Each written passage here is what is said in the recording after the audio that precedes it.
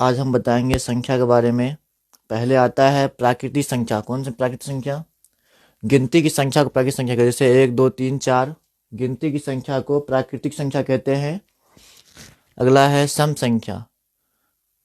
जो संख्या 2 से पूरा पूरा विभाजित होता है उसे क्या कहते हैं? सम संख्या। जो संख्या 2 से पूरा पूरा विभाजित होता है उसे सम संख्या कहते हैं। जैसे 2 4 6 8 ढेर सारा हो सकता है।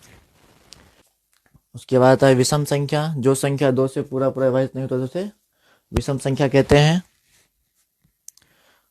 जैसे 1 3 5 7 9 11 ढेर सारा हो सकता है इसका भी। अगला है पूर्णांक संख्या।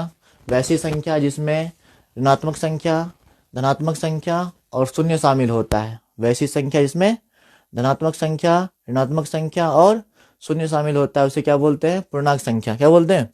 पूर्णांक संख्या। अगला है पूर्ण संख्या। वैसी संख्या जो शून्य से शुरू होता है। किससे शुरू होता है? शून्य से शुरू होता है उसे पूर्ण संख्या कहते हैं। या अगर प्राकृतिक संख्या में अगर शून्य लगा दे शुरू में हम तो क्या हो जाएगा? वो पूर्ण संख्या। अगला है भाज्य संख्या। वैसी संख्या जो एक के अलावा किसी अन्य दूसरी संख्या से कट जाए उसे क्या कहते हैं? भाज्य संख्या। वैसी संख्या जो एक के अलावा, किसके अलावा?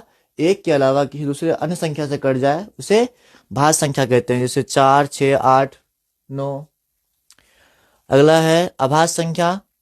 वैसी संख्या जो या तो एक से कटे या फिर स्वयं से कटे, खुद से कटे, उसे क्या कहते हैं?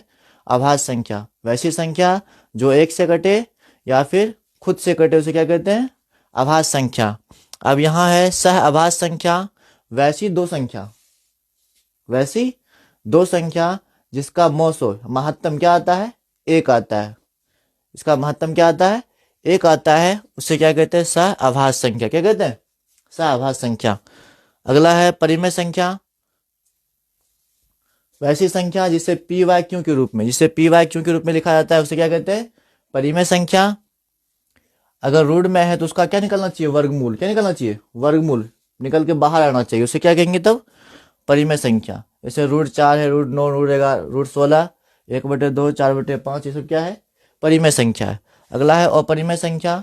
वैसी संख्या जो रूट के अंदर है अगर उसका वर्गमूल किया जाए तो बाहर नहीं निकल पाए उसे क्या कहेंगे? अपरिमेय संख्या। यहाँ है वास्तविक संख्या।